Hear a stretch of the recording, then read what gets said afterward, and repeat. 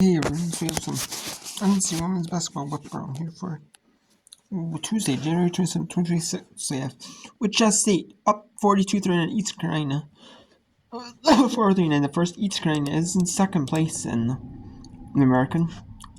There are half game back of Rice. Rice will play on tomorrow, and then they'll play against Temple tomorrow, and then they'll play Saturday. So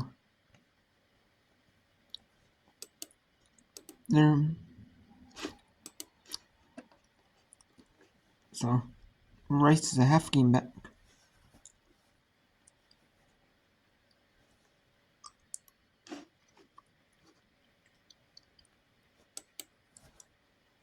Alright. And then we got Charlotte at South Florida. South Florida 10-7. Charlotte with 3 in the first. Villanova 17-14. Providence 156 first. Barrett Morris 8-4 and Purdue 42-47 in the first. And then Houston up on taking number 14 Baylor in the feature in Big 12 matchup at Eastern. And the featured Big 12 matchup. That was a moved game though. In the Houston, that was supposed to be played on Saturday or Sunday. That got moved to Tuesday at Eastern. And then 9 Eastern, the featured Big 12 matchup. That's 7 local. At 9 Eastern, 7 p.m. local time in Utah. Mountain time. Number 22 West Virginia, Utah.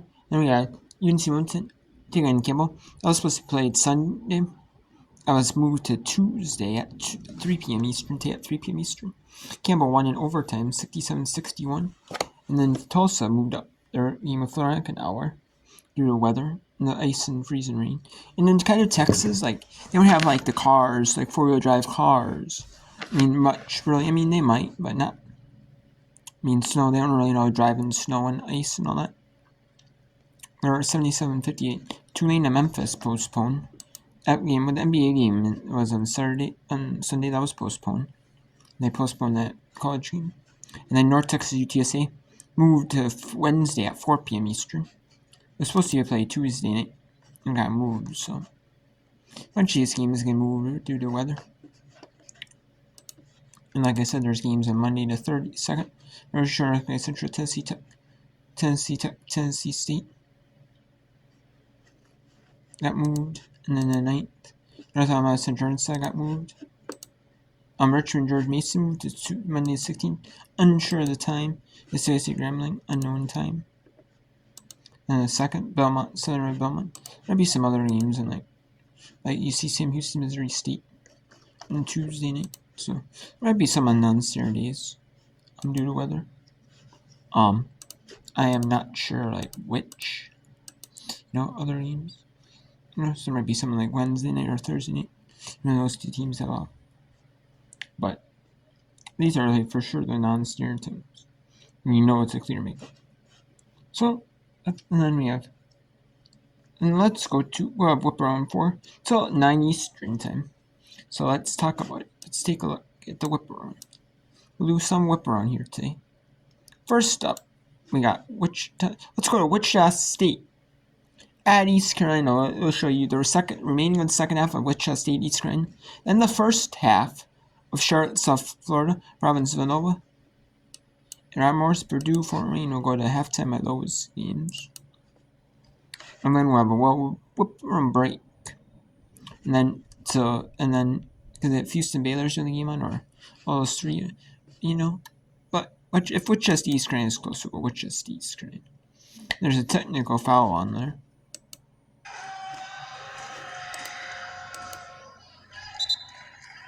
And possession, so this could really change this third quarter. So went from a 3-point to a 6-point game in a matter of seconds. How many coaches talk about composure this time of year? That's a big call. It's so important to just kind of have that control what you can control and move on to the next play. Harding draws a switch. Benaruga feeds her. Davis directing everything. She's been an amazing facilitator all night long. Zella's the tip. Washington with 5. And that's no good. Offensive board banks. An and one finish. Big time. That second chance effort is where they've been living all night long. That breaks a 5-minute drought for the Shockers. They finally get a bucket from the field. Came from a second chance effort. Fauntleroy into 3 defenders. Can ECU get their ball movement going? Here's Hutton. Challenge to shoot. Zealous inside. Beats Banks to the basket. Nice finish. Zealous so good 15 and in, especially when the defense is so all up in her face. Finally finishes that layup inside. That was Pirates' first basket in a couple of minutes, too. This was a hard defensive battle. Davis, one of 8 grad seniors on this Shockers roster. They're playing well on the road. Washington into trouble. Closing 2 minutes in a 6-point game. Harding. That's an offensive foul. Barnard takes it. And Harding with her first. East Carolina has responded big time here in the third. How about the freshman coming off the bench? When your bigs are in foul trouble, you got to affect the game. Taylor Barnard. The big time charge. Again, sending a message. That's what charges do. I mean, look at this, Evan. They're making ball reversals so difficult, even from the 3-point line. This is the kind of defensive level that wins you games this time of year. Hutton with a jumper. That swish is home. Nice finish. But her ability to knock that down has just advanced her game and brought so much more to this offense. So the Shockers got the jolt of the technical free throws. Can they produce down the stretch in the third? Against the top-ranked defense in the league. Davis blows by Fauntleroy. Good block. Recovery for Hutton. Big time rebound right there from Hutton. What a dish. Zealous is fouled. That vision from Fauntleroy is fun to watch. There's a reason why Kennedy Fauntleroy can find that hot hand right there to Anjanae Hutton. And how about this? A bullet to Zanaya Zealous. And can we talk about her hands, her ability to catch that ball? Big time. Sometimes the pass finds you, sometimes it's in the perfect spot. Good delivery. With 6 assists now for Kennedy. Well, has this been the story of the game? Can ECU make their free throws? Now a 3-point game. Yeah, Kennedy Fauntleroy even last week struggled from shooting on the road, had 8 assists, so still able to find that offensive another way. That's a big number for both teams tonight, giving up 3 points. Wichita State with a win gets right back in the playoff picture. ECU can move a half game within first. Down low, Ben Ruga. Pirates limiting the drives to the bucket in the third quarter. Davis directing. Deep 3, Davis. Oh, way short. And Barnard hangs on to it. Great job defensively, making them shoot over the top. Brooks. Good feed. Zealous is there. Zanaya Zealous stepping up in the third quarter. It's a big time pass right there from the senior to the freshman. Savannah Brooks making something happen to Zealous.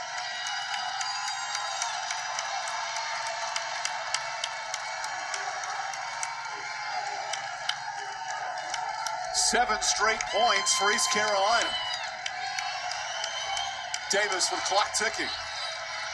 Into the lane. Davis! No good. Hutton the board. But Hutton loses track of the clock. And this game gets real interesting to end the third quarter. East Carolina really established so much of their defensive presence here in the third, and finishing with a 7-0 run with a nice cherry on top. Mitch's Coliseum coming to life in this one-point game. Who can pull it out on this Tuesday night in the American? We find out next.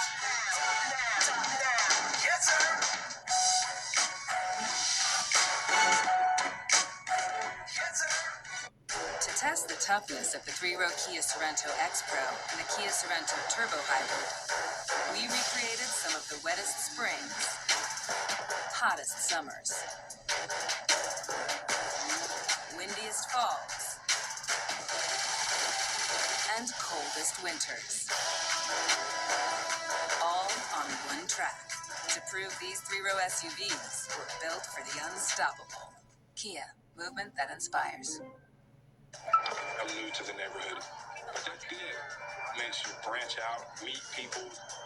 I'm very excited for Big Face Coffee to be here.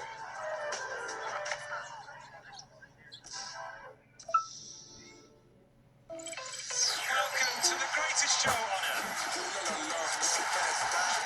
Oh, yes, sir.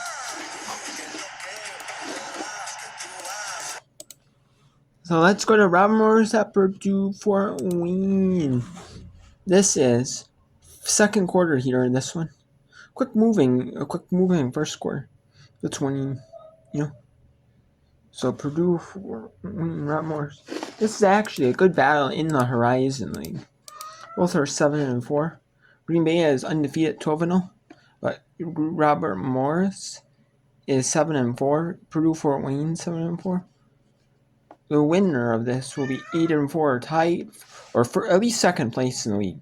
If Youngstown beats Trent Mercy on Thursday, they'll be at least, even so, they'll be minimum tied for second. Youngstown State has, Purdue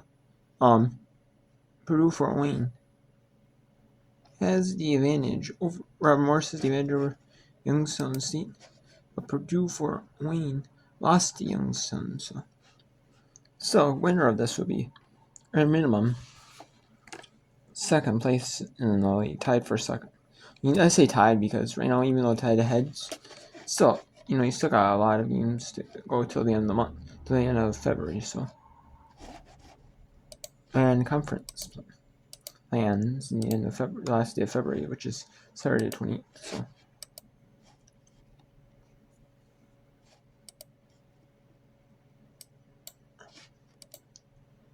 This Horizon League normally is on Tuesdays.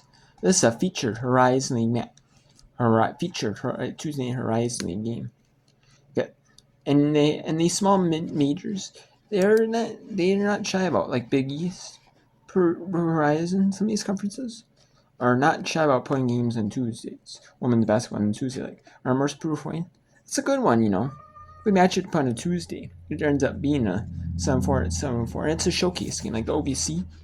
They do Tuesday night showcase games, as well. And so there's Missouri, Medtronic Athletic Conference will do one next third. Some of these conferences will do some showcase on Tuesday night, and you don't blame them doing Tuesday night games. That is a big advantage, to do Tuesday night games. It's a big advantage.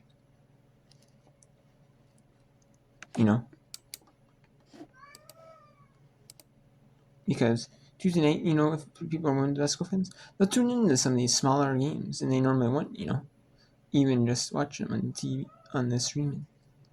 So. Oh, 100%. 100%. I could probably tell you what she's thinking right now. Al against the Dons. First stop in pizza.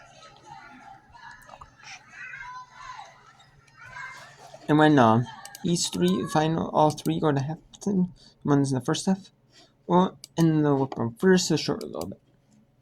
So there's only one game I don't want to do. Unless there's some whip on. That's that one I'm showing you is almost, like, but just the screen is almost over. And that's what they have to do with all of you because all they want to do is score and paint. Yeah, only averaging 4 made threes Yeah. a game. Again, that's last in the league. Now the Dons are first in the conference in threes a game. About 8. And in general, help Alana with her foul trouble as well. Not putting her in one-on-one situations that she doesn't want to be in and coach doesn't want her in. Probably one of the biggest keys of this quarter now. Offensive foul called on Lee setting the screen.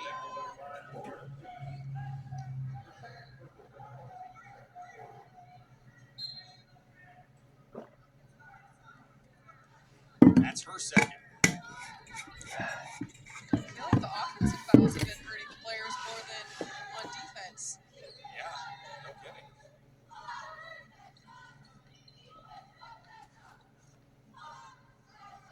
Gavon gets to the corner.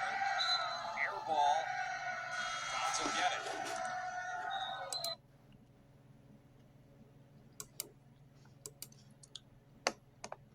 So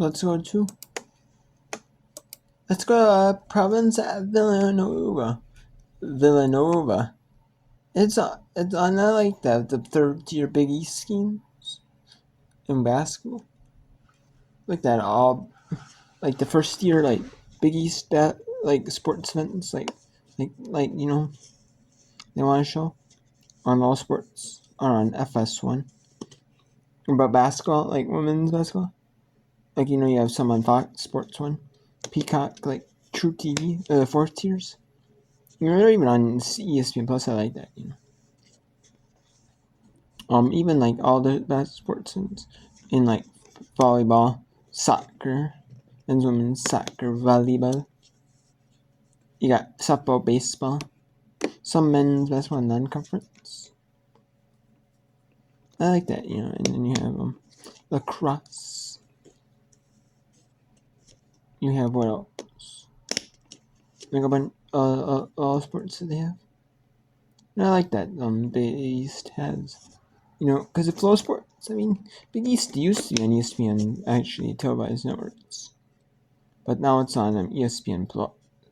I like that, you know. They used to be on ESPN 3, have a few set games, or ESPN Plus have a few set games in sport, in like non-football.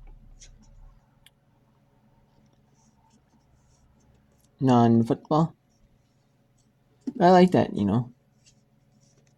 Now that they are having it for all sports, like dropping off the big Flow Sports.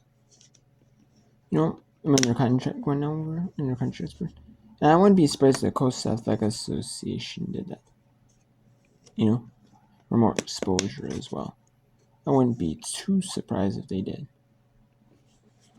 You know, I would not be too surprised. And then it just gets relegated to like Division 2, Division 3 conferences. You know, that will take a deal with Flow. You know.